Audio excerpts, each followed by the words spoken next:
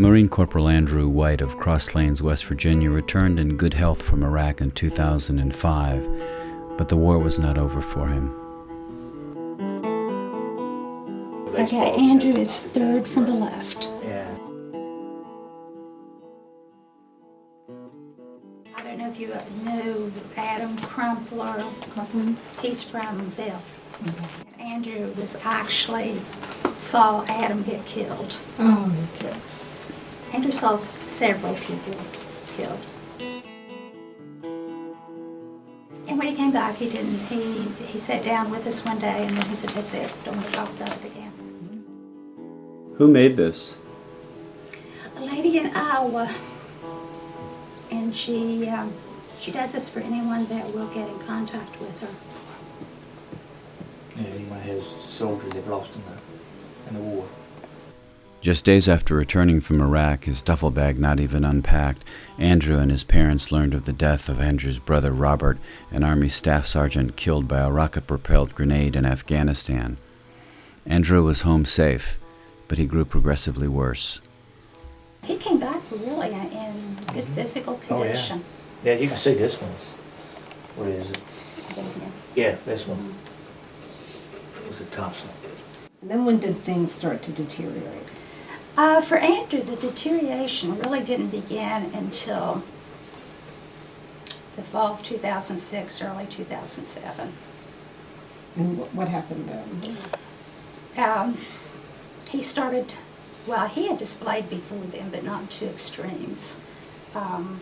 Just the classic symptoms of PTSD, the withdrawal, not wanting to be with people, not being able to be in a crowded room. Anger issues started to evolve, and so memory loss. Officially diagnosed with post-traumatic stress disorder, Andrew was prescribed a cocktail of drugs, including an antipsychotic, Seroquel, for his sleeplessness, an antidepressant, Paxil, and a benzodiazepine, Clonopin.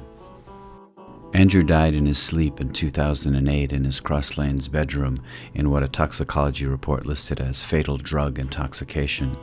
Searching for answers, his parents soon discovered the deaths of other soldiers and veterans under related conditions, including 3 West Virginians taking the same medications for PTSD. They and other advocates compiled a list of at least 314 other soldiers and vets who died in their sleep under similar circumstances. A California neurologist, Dr. Fred Bauman, is convinced military doctors are overprescribing antipsychotic medications in combinations that cause cardiac arrest, often resulting in death. As a result of the efforts of the Whites and other advocates, the U.S. Central Command recently removed Seroquel from its approved formulary of drugs. Do you think Seroquel on its own is No, I don't think it's on its own. No, I think it's in conjunction with it. I think it's a catalyst. But the whole culture of treating everything with medication has to change. Has to be a better way to treat someone with PTSD and just drugging. Like I said before, I don't know of anyone that's died because of counseling. I think the latest group of young men and women that are serving are being treated differently.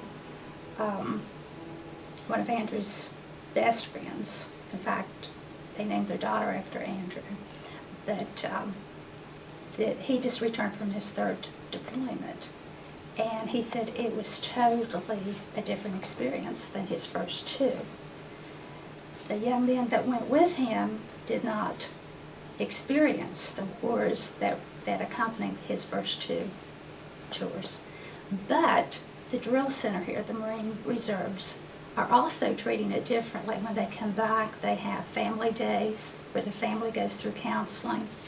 They're actually being compensated for doing that, to try to increase the number of people that are participating. So that's a step forward. I think the real issue are the number of men and women that have seen the horrors of war between 2001 and 2011. Right. I think there's a multitude of changed individuals. They That's come you. back, they're no longer the children that we sent Yeah. into the military. The sad thing about it is national media has not picked it up. It's been local media, like you guys, or the Washington Times has done articles, the Denver Post has done articles, Philadelphia Inquirer has done articles, the local TV station here, the local TV station in Raleigh. But why hasn't 60 Minutes picked it up? Why hasn't Nightline picked it up? What peer counseling and professional counseling is the first line defense in treating PTSD, and make it available not only to the veteran, but also their immediate family, because if you don't educate the families, then it's not going to be successful, because it's a family issue. Speaking to the families of PTSD victims, counseling for yourself. There has to be counseling. You have to understand the medications. If drugs are being prescribed, then you need to understand what those drugs are, how they interact with each other. There has to be counseling. As Stan said, counseling should be the first line. I know personally the difference that it makes.